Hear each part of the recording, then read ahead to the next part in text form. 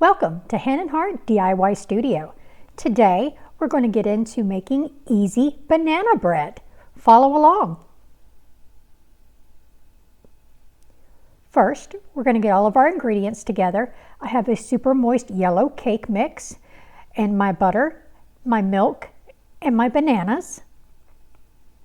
Now on the back of the box it says oil and it also says water. I use milk and butter.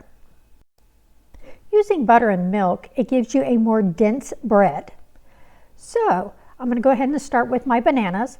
Now what I normally do is any bananas that are getting ready to go ripe, I just toss them in the freezer, peel and all, and then that way I can just pull them out when needed for banana bread. So these 4 bananas that you see me peeling here and putting in my bowl, I have pulled from my freezer and let them sit till room temperature before using them for my banana bread. Now I'm going to empty my room temperature butter into my bowl.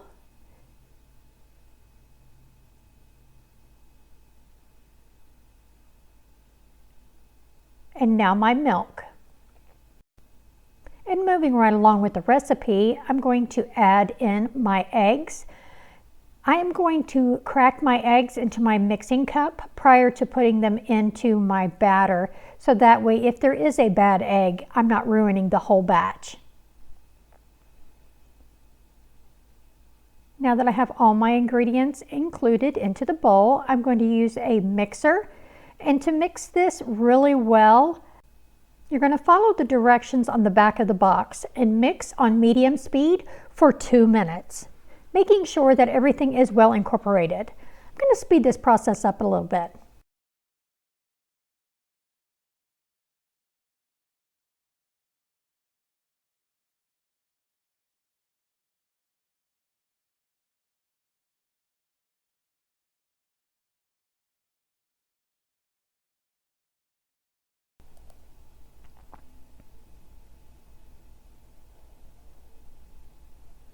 Now that we've got it really good and mixed with our hand mixer, I'm going to get a rubber spatula and just scrape the sides, making sure that I've got everything incorporated. And then I'm going to grab my ice cream scoop and my loaf pan. Now you'll see here that I'm using 2 different types of pans. I'm using my silicone loaf pan, which as you can see, I'm using the ice cream scoop for the mini loaf pan. It turns out to be a perfect amount for these size cavities. It also works out really great for cupcakes.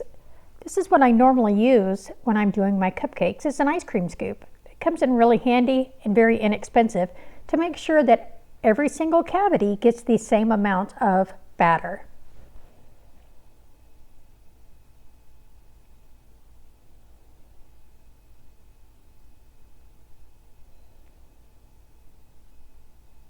Cleaning up my edges here, and I've kind of spilled some a little bit on the side, so I'm just making sure that I get it all cleaned up. This is what that looks like.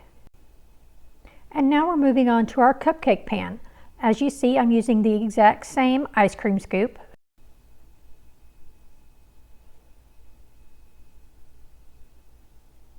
I'm just making sure that everyone is being filled to the exact same measurements all the way around as to cook evenly.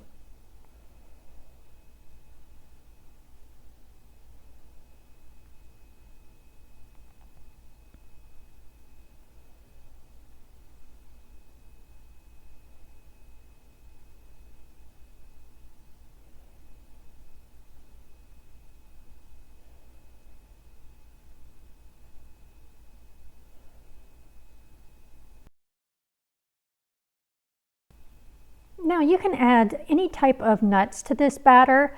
Some family does not like nuts, so what I have done is in the end I've put pieces of walnut halves, so that way there are a few that have nuts and some that don't.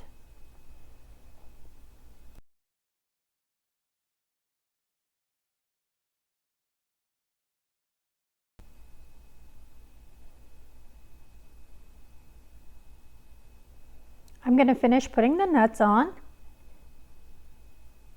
And then this is what they look like before I put them in the oven. And here's how they turned out. Notice they're very dense and thick, but they were so moist and very good. Make sure you're putting them in an airtight container as well. Thanks for watching Hand and Heart DIY Studio. If you like what you see, like, follow, and subscribe.